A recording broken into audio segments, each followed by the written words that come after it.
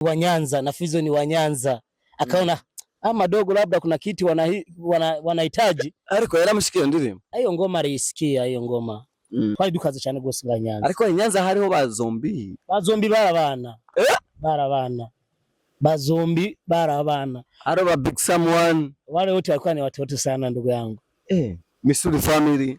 Wote walikuwa ni watoto. Uliza huyu Ken, kuna Ken huyu au Suma sasa hivi yuko kwenye jina la Suma. Nukuvuga ico gihe iyo ndirimbo yatwara iminota ndwi. Hivi kipindi kile kufungua YouTube au Facebook ilikuwa haipo.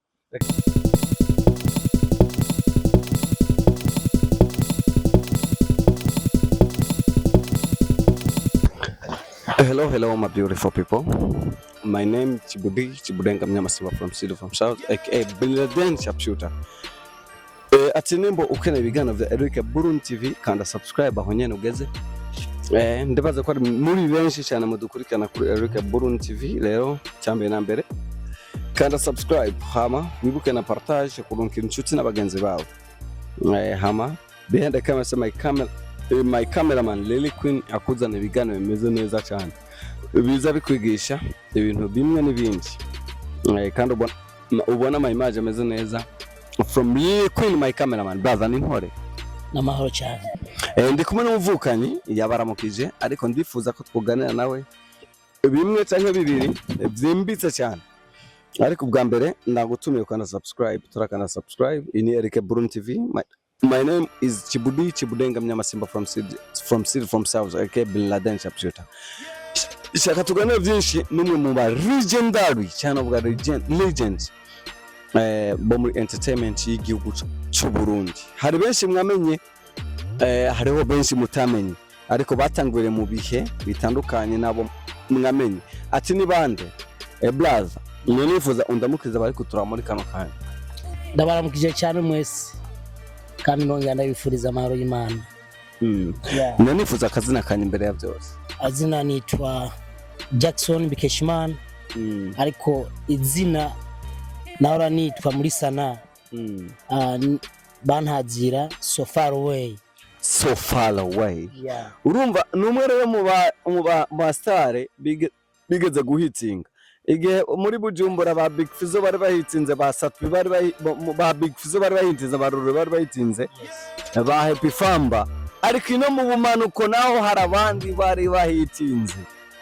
Ni bande nibo baba So Far Away. Bisigura ivyo zine byasigura iki muri cyo gihe? Ni kuvuga iri zina bwa mbere So Far Away bisigura kure cyane. Nanje muri ico gihe ku kijanye n'umuziki narifise indoto kugira ngo nzoshike kure cyane kandi umva So Far Away n'indoto zanje nifuza gushika kure cyane ku bijanye n'umuziki. Okay, mvuze So Far Away maybe mbuvuze umuntu yoba yaraciye mu entertainment aize. Mbe uravye umuziki w'ikijya gihe n'umuziki wa kino gihe itandukaniro ribihe? Ni kuvuga ahubwo novuga yuko ubu umuziki ariho woroshe kuri ko kiriya gihe. Ko je ndibuka narakoranye indirimbo na Mukombozi, indirimbo yitwa Maisha. Tukira abanye kuri Maisha udwa freestyle gato iko verse imwe iri muri iyo ndirimbo. Iyo ndirimbo twakoranye na Mukombozi. Ugomba ndaguhe verse cyangwa chorus. Iyo chorus ndashobora cyangwa verse. Okay. So Far Away sibweteke kazini ninakuwa busy mpaka shikaji wananimiss wanajiuliza wapi jamaa kapotelea. Ni mbali sana ndugu yangu ni long time. Ni kirekire umva babigoye. Okay, Mukombozi muri cyo gihe mwamenyanye nawe gushika mukora ngikogwa Mukombozi hasa la Victoria Sempre gushika no masaha arakuzi murafitane ubugenzi. Ni kuvuga haheze imyaka 10 tukikomana Mukombozi. Rero hamwe n'ivyo Mukombozi twarabandanije ubugenzi mugabo maze kuva muri sana y'umuziki vraiment ibiganiro byaciye bihagarara kuko ntaho twari tugihuriye. Of course ariko uramwandikira muri kino gihe Vrema Mkombozi anytime ndashaka kumwandikira akanyishura kuko niyo ndirimbo Maisha iri kuri YouTube yiwiwe nta ngorane kana nyene ndibaza arayizi none harabizi. Yes. Okay, dufate kuri So Far Away nk'umwe mu legendary babaye mu muziki w'u Burundi. Nice kintu ushaka kebura abandi baririmbyi bari gukora muri kino gihe ugaragaza kubona nk'aba young brother wawe. Urakoze cyane. Ubwa mbere bwo umuziki ku bantu bakibandanya umuziki. Umuziki niba ufate nk'akazi nka kujya umuntu aza gukora akazi yiteze umushahara. Ariko hariho abantu bafata umuziki bakagenda gukora umuziki bagomba yuko bashaka gukundwa nk'abakobwa cyangwa nko kugira ngo bamenyekane gusa arizo ndoto bafise. Ariko gusa ikintu noshobora guhanura abantu bari muri mu game y'umuziki nibafate umuziki nk'akazi bamenye yuko ejo cyangwa hirya yejo ari bwo buzima bazoronka kuko niba tabifata nk'ubuzima ntaco bazo bariko barakora bazo bariko barasabira ubusa. Ukugerageje kuraba la generation c'est nouvelle generation muri entertainment ya Buja Flavor canke muri Budi Burundi urabona ko bari kuvyitwaramo neza? Vraiment ndiko ndaraba ubu muziki umeze neza cyane gose mu Burundi kuruta ubwa mbere. Je ndibuka hariho umuziki twasohoye Big Fizzo asohoye ingoma y'ibifu ya Uncle Crazy. Ico gihe hariho amasidi ajya amasidi. Iyo ndirimbo ndayibuka chorus yavuga we Kyashima. Ni long time kweli. Long time from 2007 Shatugomba rero gukora ingoma y'ibifu ya Fizzo kugira ngo atwishure sikuba ngo Fizzo twaramwanka oya Fizzo vraiment turamukunda kandi n'ubu Fizzo je ndamukunda. Washaka abishoga muri trends washaka trend mwari muteze abishure vraiment abishure gwago cyo tubandanye nkingahe Nyanza twari dukaze cyane gose bwa Nyanza. Ariko Nyanza hariho bazombi barabana bazombi barabana aro ba big someone wale wote walikuwa ni watoto sana ndugu yangu. Misuri family wote walikuwa ni watoto. Uliza huyu Ken, kuna Ken huyu au Suma sasa hivi yuko kwenye jina la Suma. Nukuvuga ico gihe iyo ndirimbo yatwara iminota ndwi. Ariko ubu ivyo vyari ico gituma nakubwira ati mlikuwa mnapiga hip hop mwanzo mwisho dakika 7. Urumva nka verisi yarashobora kuba itwara iminota 2 ugasanga chorus twaye nk'umunota umwe. Ati muri ico gihe muri Nyanza mwarabambere. Ariko ico gihe Zombi nawe yavuga ko ari we yari wambere. Oya reka. Ariko muri mumuzi Zombi twatumuzi kandi na nyene yaratuzi kandi yaratwubaha twarubahana bafana koshi mwari mubana. Iyo ndirimbo twatwa Pizza y'ibifu ya Fizzo ilikuwa inaenda hivi verse. Nasema kwa kwanza yakini weki cha halisi una mpangilio unakuwa kama mkwasi mtondo pata chakua kama viru na dadisi hiyo ni akili ama ni mkusi nalifu mistari ya kila bila mitungi wala bangi kona kimbere mbere kama shungi kwanza uje vizuri kwani utarushiwa pugi najona ndio mwenyewe unaropoka hewani kama purutangi serikali duniani inapiga marufuku bengi ila wewe unaikuza kama shiringi madhara yake ni inakama kwa watu wengi wanaitafuna kuivuta kama tumbako kuwalevya kuwafanya mazumbukuku kwanza uje vizuri kwani utarushiwa pugi. Nana yari verse yose yego kwani verse ilikuwa ni verse kumrushia Big Fizzo ili ashtuke mwanangu atujibu tuongee ukweli au sio mwanangu atuongee kweli. Big Fizzo ukishaona kama ni kwa anatumia mitungi yao amtungi kwa mambo bangi nini mimi Fizzo siwezi kujua kwamba anaweza kutumia lakini verse mlizoandika kipindi hicho mlikuwa mnajua tena atumia kuna ngoma alikuwa anaimba anaweka hayo maneno ya tungi ya mtungi ya bangi kwa mfano naikuzia kwanza. Kuna ngoma alikuwa anasema unahara na kutapika nasikia yule jamaa.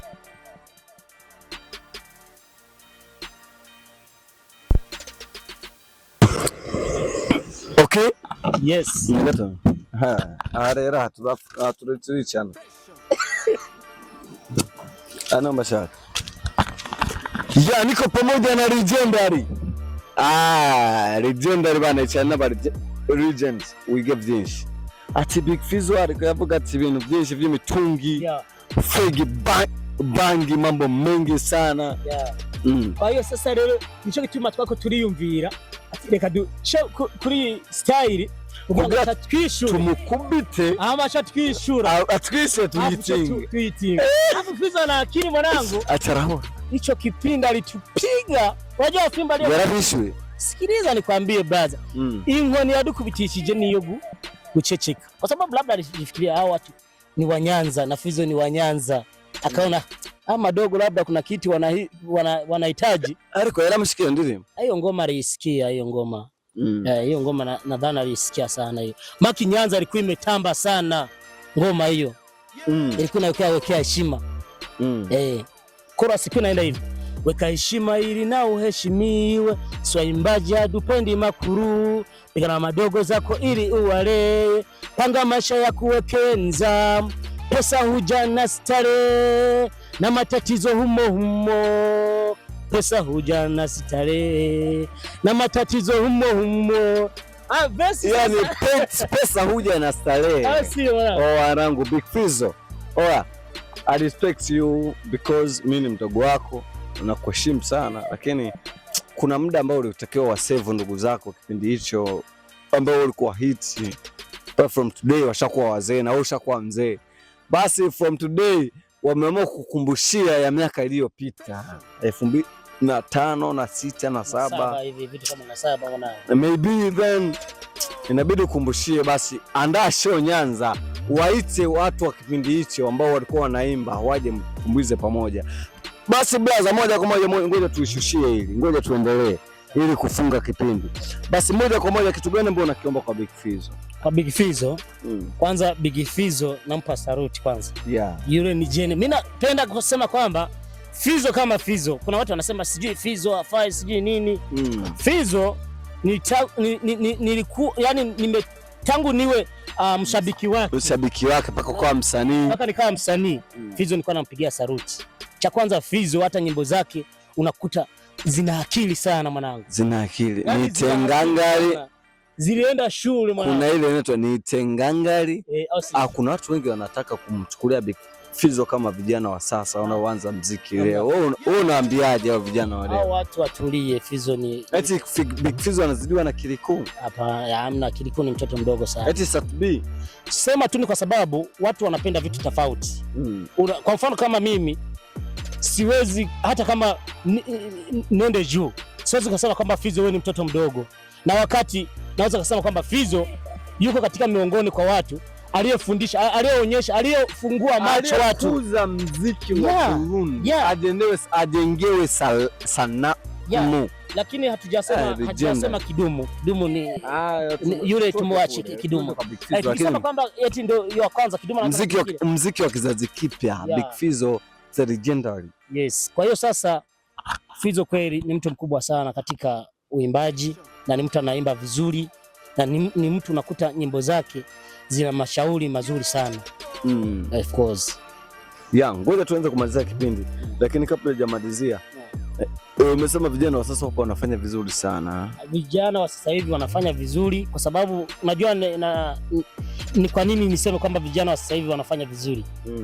Vijana wa sasa hivi wanafanya vizuri na kuna vitu sisi tulikuwa tunahitaji wao wanavyo sasa hivi. Kwa mfano kama simu. Unaona hivi simu kama hii kuipata hii Android ilikuwa ni hatari mwana. Kwanza zilikuwa zipo, unaona bana. Lakini sasa hivi kipindi kile kufungua YouTube au Facebook ilikuwa haipo. Lakini sasa hivi wanavyo. Sasa hivi wanalala navyo mwanangu ndani. Sasa wanashindiwa wapi? Wanafeli wapi? Mfukoni. Yaani kutopata nini? Manager. Na muziki ni pesa. Kwa hiyo kama huna pesa lazima ushindwe mwanangu, asi? Ngoja nikushukuru moja kwa moja, na washukuru wa mfanzi wangu nataka mvuge mu Kirundi. Ndabashimira abafana ba Eric Burundi TV kubanda yamaze kurikana ko bukeko bwica. Ndakubwira ati nje Simba from Seed aka Bin Laden Sharpshooter, ya ntare itigera irambigwa. iyo ubonye intare ndakuza ama updates ubu numwe muri Burunga nabwe gwa rugendo kugira mve muri Burunga ngende gukorera mu zindi ntara nibisaba ko atatu nzoba nisigarije cyenda basigarije nzobazanira byose cyushira muri commentaire yawe ati mbe iwacu nturashika nzoshika aha rero ndi kuri Palma Beach Hotel now ndi kumwe no legendary w'umuziki mu karere avuga ati kuva Big Fizzo bagitangura je narakanura dufise vyinshi twakoranye je nararaba eske arikindi basigarije legendary reka tuheraheze mu kumaheraheza kwiwacu vuga akajambo usigarije abafana bacu bari kuturaba. Sawa, mwakoze cyane.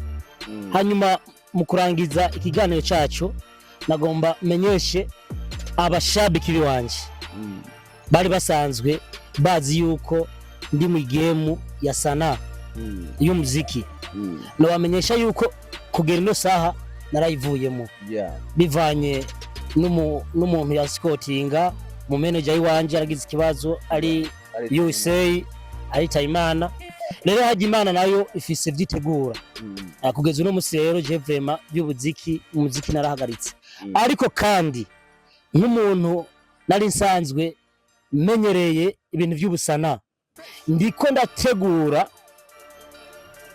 kugira ngo ndyohereje kandi ngere shiture abashabiki biwanze nibave biyumvira ngo ndatakaye oya mpayegura ifilime cyangwa film ibintu byinshi kugira ngo nkumbure izina ryanje ntirije zimangane ahubwo ndifuza kuzoba ico ntegerezwa kuba mu gihugu cy'u Burundi biciye mu nzira nyabaki biciye mu nzira y'amafilime n'ibindi kuko reka tugaye kuceje amasinema aha sinema uri gutegura ni kuvuga isinema ndiko ndazitegura ariko ubu sinoshoboka kuzitangaza nzozitangaza hageze kandi tuzomurondera s'il vous plaît ni Eric Burundi TV aho ko tutanani ndabemereye ko sinema za legendary brother ndoze bazanira ati tuzitege ryari mu mwaka wa muri uyu mwaka nyene ntegerezwa gukora igisasu